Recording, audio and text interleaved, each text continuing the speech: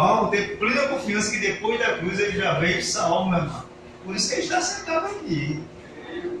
Ninguém poderia estar sentado se não estivesse salvo.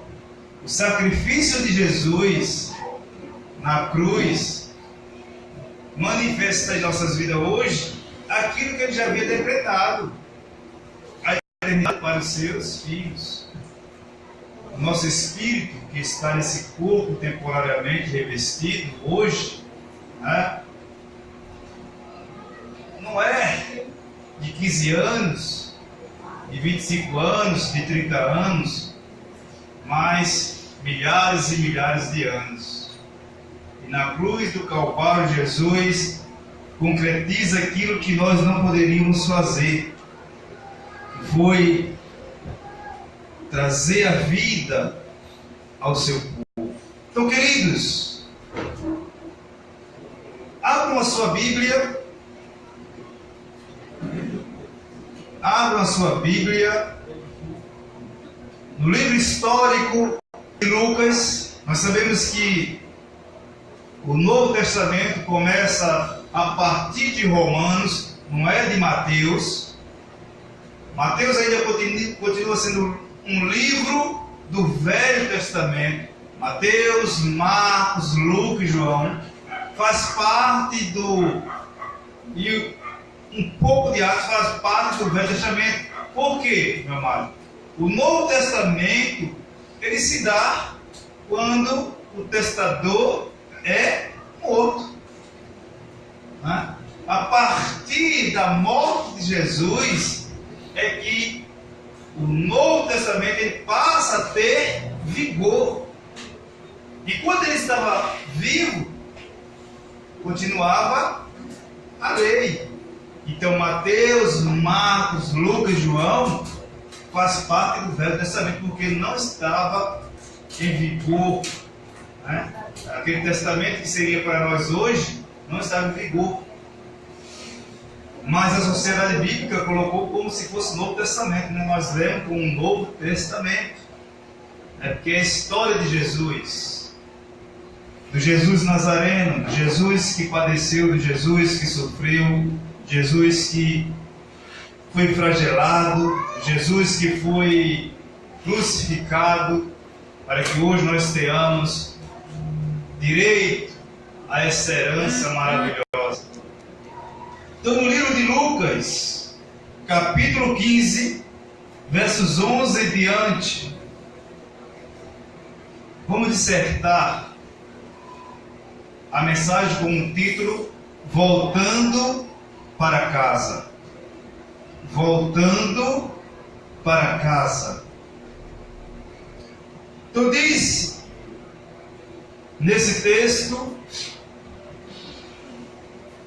Lucas, que relata, que escreve, que se esforçou, um estudioso da palavra, a pedido de Teófilo, ele se esmerou em trazer a notícia, os relatos de Jesus a Teófilo.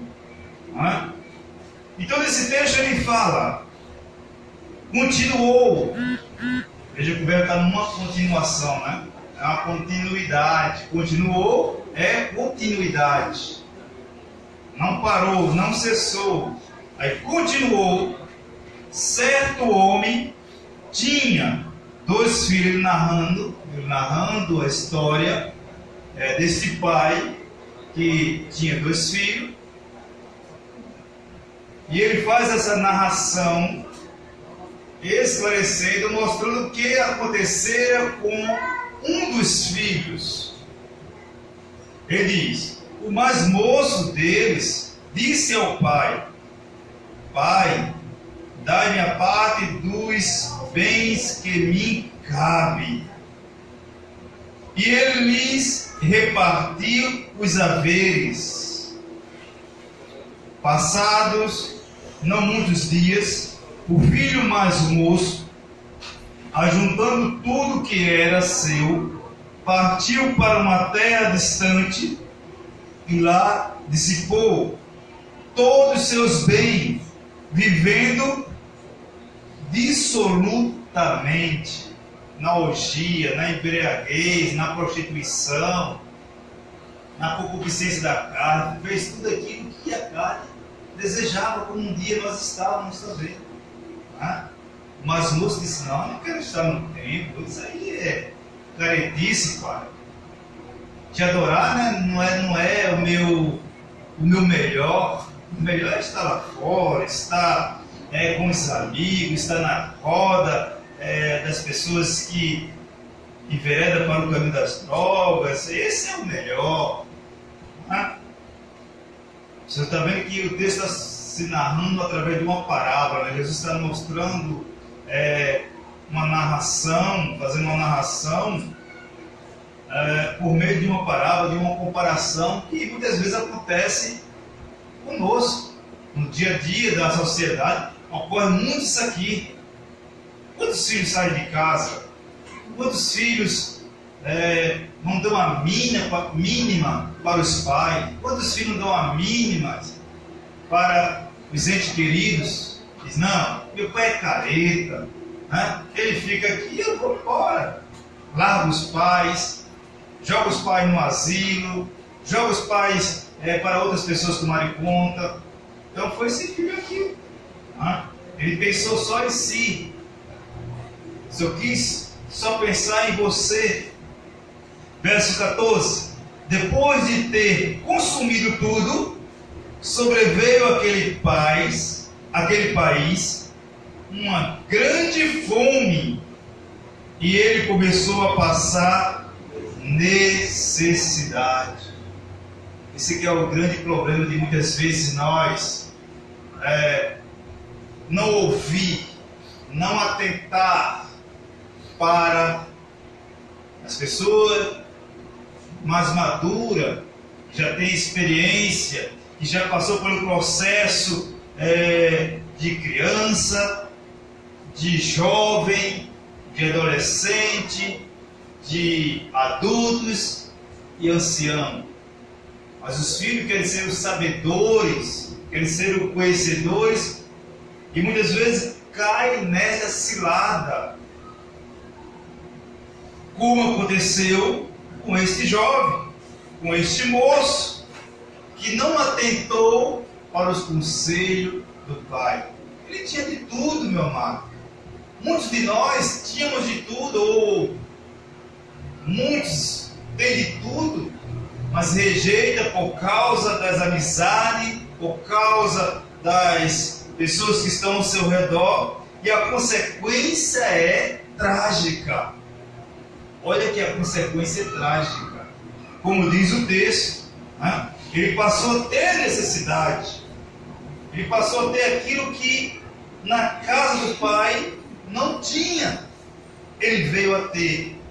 Então, no versos 15, diz a palavra: então ele foi e se agregou a um dos cidadãos daquela terra, e este o mandou para os seus campos aguardar porcos. Para os judeus isso era o pior, né? Pior dos piores momentos da vida. Os judeus não se sentiam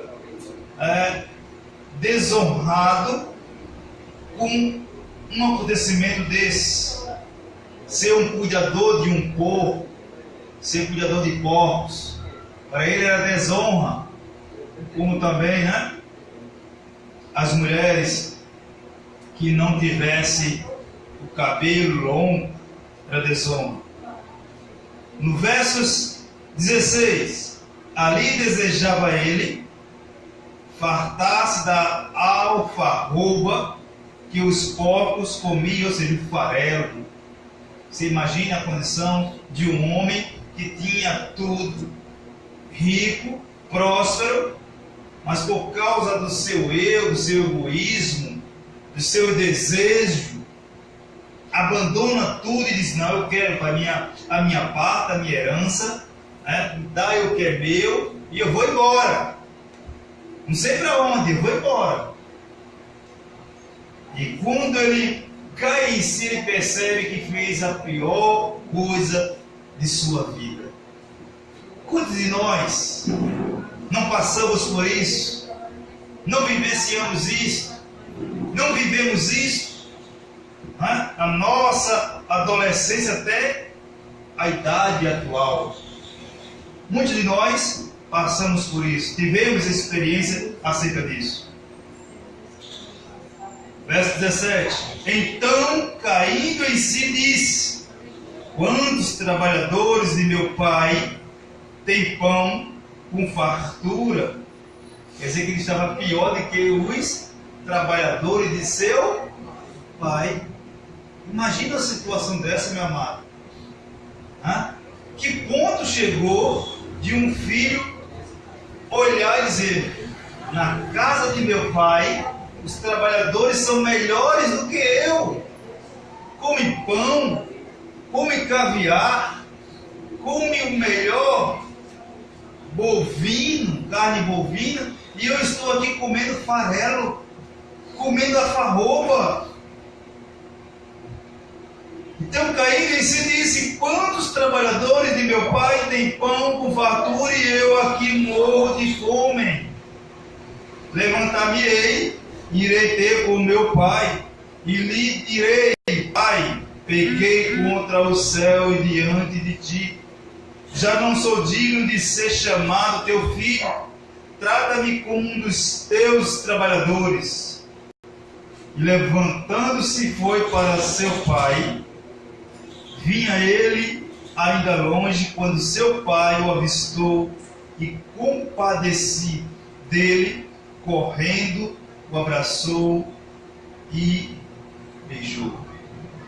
Observe que você que é pai é sensível. Esse pai já havia por muitos anos em sua mente que havia perdido o filho. Mas chega um momento que ele, de longe à vista, sem entender, sem compreender, que estava diante de si era o seu filho, aquele filho que havia abandonado, aquele filho que havia machucado, aquele filho que havia insultado, aquele filho que havia desprezado. O pai olha e vê ele de longe. E qual é a atitude desse pai? Qual foi a atitude desse pai? Foi amaldiçoá-lo? Foi apedrejá-lo? Foi sucumbi-lo? A atitude do pai diz a palavra que foi o que, igreja? Correu, abraçou e o beijou. Aqui está o amor sincero. Então eu estou falando de voltar para casa. Esse filho, ele volta para casa e encontra o amor. Todos nós um dia, observe que está fazendo uma parábola, Jesus está fazendo uma parábola acerca de cada um de nós.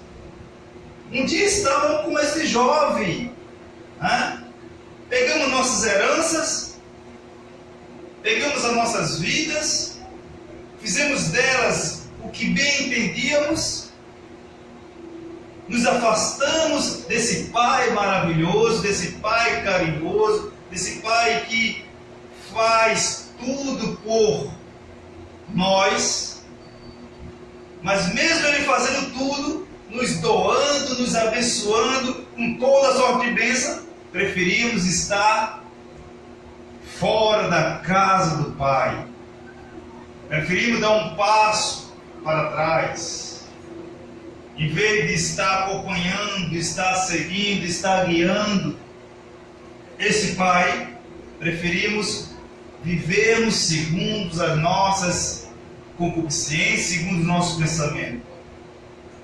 Então observe, meu amado, que ele encontrou um pai, e esse pai nunca abandonou.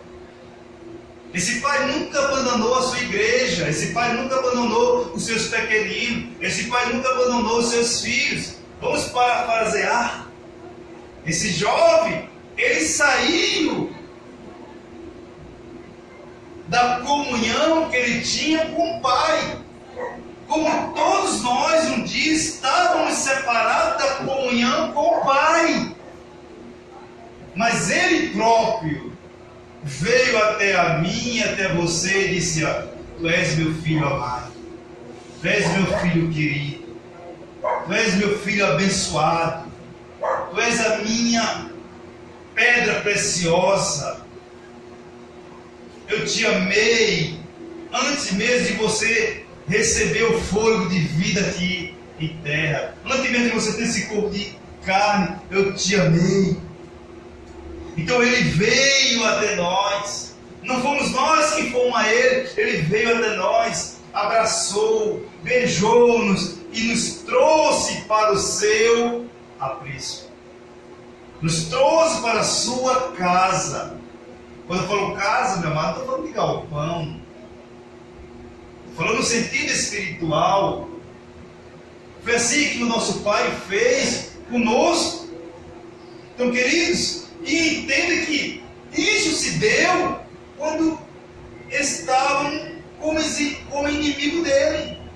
Não procurávamos, não buscávamos, maltratávamos, falava mal, ignorávamos a sua palavra, ignorávamos os seus preceitos, ignorávamos os seus mandamentos, e mesmo ele, vendo tudo isso na nossa natureza, ele disse: ali dentro há um filho, ali é um filho meu, e nada neste mundo me separará dele. Nada neste mundo me separará dele. Então ele correu. Ao avistar o filho, ele corre e abraça, beija ao filho. Então, queridos, santo do Senhor, este filho, ele magoou muitíssimo o seu pai.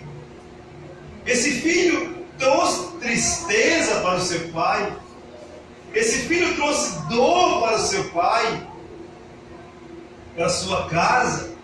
Qual é a mãe que não sente, ou não sentiria tamanha desavença de um filho com esse filho que a palavra nos fala, a palavra nos mostra, em forma de parábola, em forma de comparação.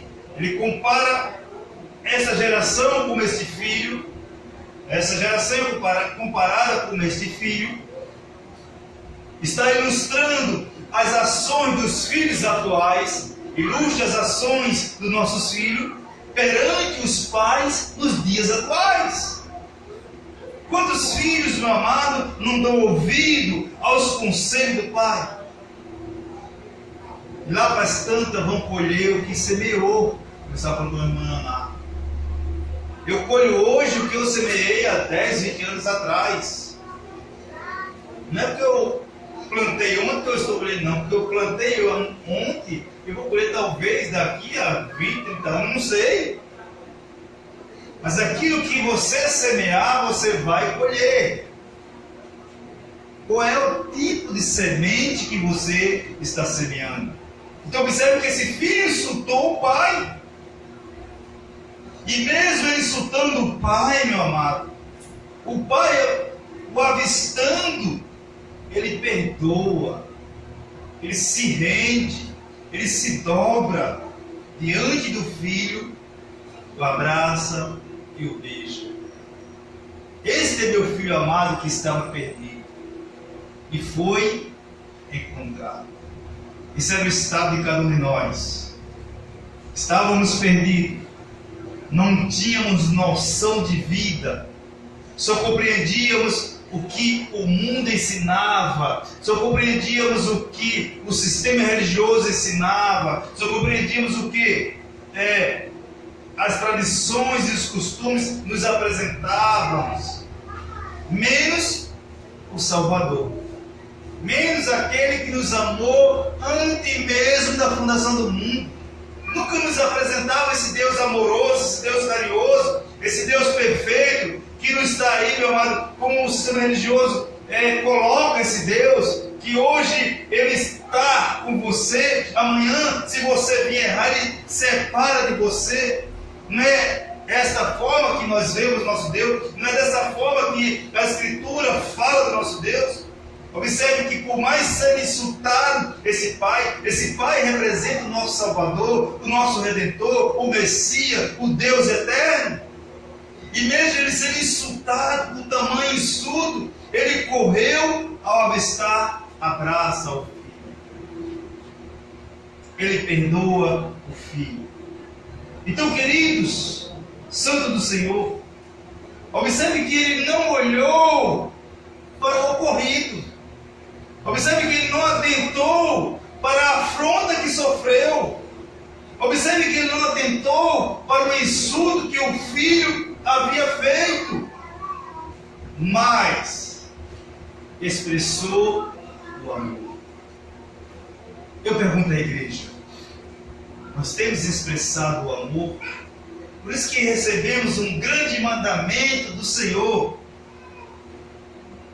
que é João 13, 34. Não sei se a igreja se lembra. Alguém lembra? Lembra. Nós passamos um ano recitando esse texto para ver se nós assimilaríamos com o amor que Jesus falara. Quem lembra do texto de João? Novo mandamento eu lhes dou, que amemos uns aos outros. Glória a Deus. Então é esse mandamento, meu amado, que Jesus expressou para esse filho. Novo mandamento. Por quê? A igreja, o povo dele tinha um mandamento. O povo tinha um mandamento. Mas esse novo mandamento, ele estava se reportando, ele estava reforçando ao povo que ele não se atentasse para as obras da lei, para o sacrifício, para as cerimônias, para as abluções, para aquilo que os judeus se achavam pessoas santas e se esquecia deste mandamento. E nós, olhando para a igreja hoje, vemos a mesma roupagem dos judeus. Olha, me preocupo com os jejuns, me preocupo com os sacrifícios, me preocupo com o batismo nas águas, me preocupo com a ceia, que a ceia nada mais é que a Páscoa. E me esqueço desse mandamento que o Senhor proferiu para o povo dele. Olhe para o seio da igreja e observe como milhares de pessoas estão escassas, como estava esse filho que estava separado. Assim está milhares de pessoas dentro, meu amado, dentro. Pasme, não é fora do templo, é dentro do templo, ou seja, dentro do salão. Milhares de pessoas que foram atraídas para uma perspectiva de promessas humanas, que o que mais se vê hoje no mundo religioso não é a promessa de Deus, mas as promessas humanas que é trazida para o povo. E essas pessoas são influenciadas a vir ao templo, a imaginar que aquilo que o pregador, aquele sermão, aquele homem santo vai acontecer. Então, amados, o que Deus preparou é tudo espiritual. Falta isso o povo entender. Falta a igreja entender que é tudo espiritual. Não é essa coisa de querer, meu amado, não, hoje eu tenho lá, vou dar meu dízimo e sei que Deus vai me dar o... Não tem isso na palavra de Deus. Não tem isso que você vai dar o dízimo e Deus vai lhe abençoar. Não existe isso. O dízimo é um amor, um carinho que você tem para a obra de Deus. Deus não precisa do meu dinheiro, Deus não precisa do dinheiro.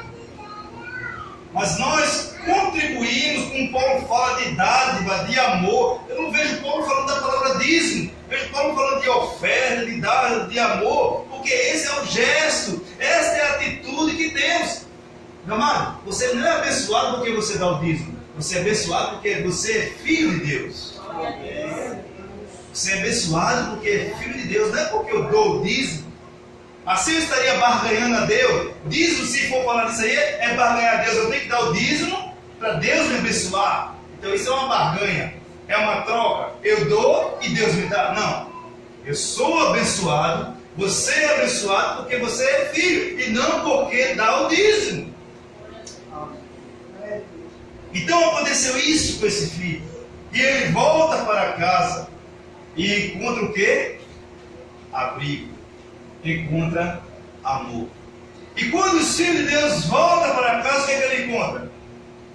Fofoca, intriga, divergência, calúnia, difamação. Olha que pecado, isso bem longe de mim. Está com 7 demônios. Hã? Não, está com 7 demônios, né? Bem longe de mim. Não, porque nós vemos essa separação, meu amado. Se o irmãozinho no nosso meio peca, olha, e ele se afasta do templo, sai do templo, e quando essa pessoa é atraída pelo Espírito de Deus, as pessoas começam a se afastar dessa pessoa. Diz, olha, ela adulterou, ela fez isso, ela fez aquilo.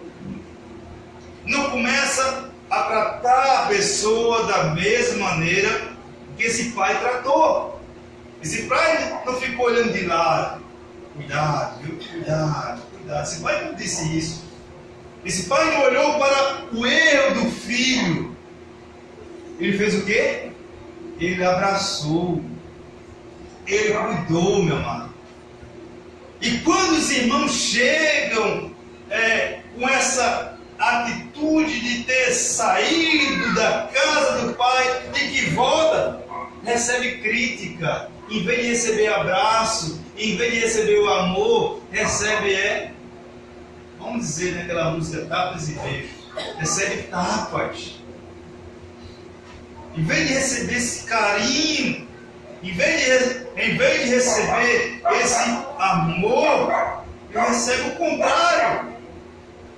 Meu amado, você como igreja, você não pode estar olhando para o outro segundo a carne, mas olhar o que está no Espírito, meu amado. Então esse pai abraçou, esse pai perdoou, esse pai beijou. Em meu lugar, em seu lugar, como agiríamos? Pergunte-se, meu querido. Sermão de 2 horas. Sermão? O filho saiu, fez um bocado de besteira, depois volta ficar mais lavado. Sermão de 2 horas, mais lavada boa. Como eu agiria? Ou como você agiria? É uma grande pergunta, né? Como agiríamos? Esse pai fez uma grande festa. Encontrou alguém que estava perdido. Imaginava que não veria mais. E ao ver o filho, ele abraça e beija, meu amado. Então, você tem a semente santa dentro de você. Esse filho está ao teu lado vários momentos. Pode ser alguém da família, pode ser alguém da sociedade que esteja expressando ou precisando esse mesmo carinho que este pai fez com esse filho. Ou como temos agido, da mesma forma desse pai, ou agiríamos contrário, esbofeteando, expulsando e olha, dê tudo que você tenha, pode ir embora, não quero vê-lo mais. Que a paz que é revoltado, né? Revoltado porque o filho fez e ele diz, olha, não aceito mais. Mas nós vemos que o nosso pai, por mais que o homem o maltrate, por mais que os seus filhos maltratem, ele jamais vai jogar fora. Ele vai abraçá-lo, ele vai beijá-lo, ele vai proporcioná-lo alegria, ele vai proporcioná-lo felicidade, ele vai proporcioná-lo bênção, ele vai proporcioná-lo, meu amado, o carinho. Então, queridos, Se agimos da mesma forma que esse pai agiu, é sinal que o Espírito Santo age em nossas vidas. É sinal que você é selado.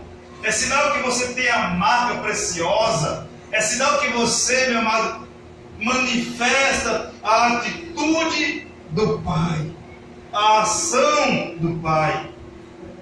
Então, queridos, santos do Senhor, eleitos, você é filho do Pai. Você pode estar chorando nesses dias, com problema financeiro, com problema no casamento, com problema com filhos. Você pode estar chorando, mas o nosso Pai espiritual está te abraçando. Os problemas da nossa carne são terrenos, são temporais, não são eternos, são temporais, vão passar, não vai ser além das nossas forças. Você é, meu amado, um querido, você é um amado, você é um filho do Senhor. Ele não vai permitir que você chegue a estar como esteve esse filho, numa porcilca. Nós já saímos da porcilca, né? Ou não saímos? Saímos da porcilca. Estava com esse filho aqui na porcilca, na maior podridão, maior lamaçal, mas ele nos tirou e nos trouxe para a sua casa. Ou seja, ele disse: aquele que se une ao Senhor é um espírito com Ele. Então ele trouxe para a sua casa. Nós estamos na sua casa, que é o seu espírito. Se estamos no seu espírito, somos amados. Se estamos no seu espírito, somos perdoados. Se estamos no seu espírito, somos justificados. Se estamos no seu espírito, somos seus filhinhos. Se estamos no seu espírito, somos mais do que vencedores. Mesmo nossos olhos humanos enxergando dores, enfermidade, problema, mas os nossos olhos espirituais contemplando a riqueza celestial. Os olhos têm que estar contemplando a riqueza celestial, meu amado. Porque foi isso que ele fez na cruz do Calvário. Então, queridos, santo de Deus, o que me chama a atenção é a facilidade deste Pai. Né? Que facilidade, meu amado, de perdoar, de amar. Que facilidade desse Pai de perdoar uma ofensa tamanha que o filho o havia feito. Ele não guardou ódio, ele não guardou mágoa, ele não guardou rancor, ele simplesmente amou. Ele simplesmente amou. Por mais que tenha sido dolorido aquela separação, ele não guardou em momento algum mágoa do filho. Ele amou. Por isso que o texto diz que ele correu, abraçou, beijou carinhosamente o filho que o havia insultado. Então, queridos, quando alguém te insultar, não deixe que o ódio predomine, não deixe que a raiva te leve a agir da mesma maneira ou com a mesma intensidade. Não deixe, porque quem está em você é maior do que aquilo que está no mundo. Então não deixe, meu amado. Esse Pai não permitiu que o ódio, esse Pai não permitiu que a ofensa lhe tirasse o prazer de abraçar novamente o seu filho. Esse ódio que muitas vezes nós vemos no povo de Deus, e não vou orar. Você veja que quando alguém erra, quando alguém fala de você, você diz: não vou orar para que Deus desça o cajado. Isso é da lei, meu irmão. Isso é mensagem de condenação e morte. Nós não estamos no ministério do apóstolo Pedro, nós não estamos no ministério do apóstolo João, nós não estamos no ministério do apóstolo João. Nós estamos no ministério que foi revelado ao apóstolo Paulo, que é o ministério da graça de Deus. Glória a Deus. É dessa forma que nós vemos a maioria do povo de Deus. E vou orar para que Deus faça isso, para que Deus tire isso. Amado, esse ministério de condenação e morte. Você foi resgatado do ministério de condenação e morte. Você não está mais no ministério de condenação e morte. Você está no ministério de vida.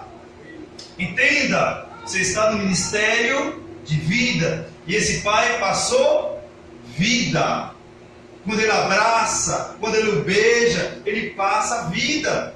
Ele não passa truculentação. Ele não passa aquele sentimento de desprezo. Não, ele passa o carinho, o amor. Então não permita, meu amado, que teu coração esteja com ódio, com rancor, e lhe afaste da comunhão com o seu ente querido. Às vezes é um filho, às vezes é uma esposa, às vezes é um esposo, e você, por não saber lidar com a sua carne, não é com o demônio, que já foi destruído na cruz do Calvário. Hebreus 2,14. Não é isso, irmão Barro? Hebreus 2,14 diz que ele foi destruído na cruz do Calvário. Então é a sua carne, meu querido. A tua carne é que vai te levar a estar com mágoa, com ódio, e vai te levar a estar falando bobagem. Em vez de estar abraçando, vai estar criticando. Em vez de estar beijando, vai estar apunhalando. Por quê? Porque você está debaixo do ministério de condenação e morte. Quando a pessoa está debaixo do ministério de condenação e morte, ela age dessa forma. Ela age segundo a sua natureza terrena e não segundo a natureza espiritual. Então esse pai abraçou, esse pai beijou, esse pai demonstrou o seu amor, o seu carinho, o seu perdão para com o seu filho. Então, queridos, depois das atitudes carinhosas, calorosa, amorosa, perdoadora deste pai, acredito que este filho, o que aconteceria comigo? Eu me derramaria, meu amado. Esse filho chorou muitíssimo. E ver a ação do pai, e ver a atitude do pai. Então, amados, santos do Senhor, possamos olhar para o texto e podermos apresentarmos a quem está próximo de nós. Então, amados do Senhor, esse filho chorou muitíssimo por ter agido infantilmente, por ter provocado decepção ao pai. Às vezes nós recebemos decepção de filhos, de esposos, vamos dizer noras, netos, que aqui não tem avós, recebe decepção, mas esse pai, ele não olhou para o problema, para a causa, ele olhou para o sentimento maior, que é o amor. Ele produziu o amor. Então, amados de Deus, às vezes, Deus permite situações adversas para crescermos e aprendermos o verdadeiro sentido do perdão. Deus permite situações avessas para aprendermos o verdadeiro sentido do perdão. Você voltou para casa, mas você tem sido uma pessoa liberadora de perdão? Você tem abraçado as pessoas que estão ao teu lado, ou você tem espalhado? Você tem ajuntado ou espalhado? Como eu tenho agido como dentro da casa do Senhor. Então, amado do Senhor, que esta parábola, que este fundamento, o qual nós acabamos de ler, observe que o outro filho dele, o quê? Agiu ao contrário do pai. Deixou a emoção lhe dominar. deixou com que a ira fizesse intrigas. Mas o pai disse: não, meu filho, o que é meu é teu. Esta herança que está aqui é tua. Louve a Deus porque tu foste recuperado, tu recuperaste teu irmão. Igreja, louve ao Senhor porque você foi recuperada. Você foi tirada, meu amado, da pocilga e trazido para o lar celestial. Então louve a Deus com palma nessa noite, no nome de Jesus. Glória a Deus. Porque Ele nos fez seus filhos amados, seus filhos pequeninos. Vamos orar agradecendo ao nosso Pai nessa noite. Porque Ele nos amou e nos amou com amor eterno, amado. Senhor Jesus.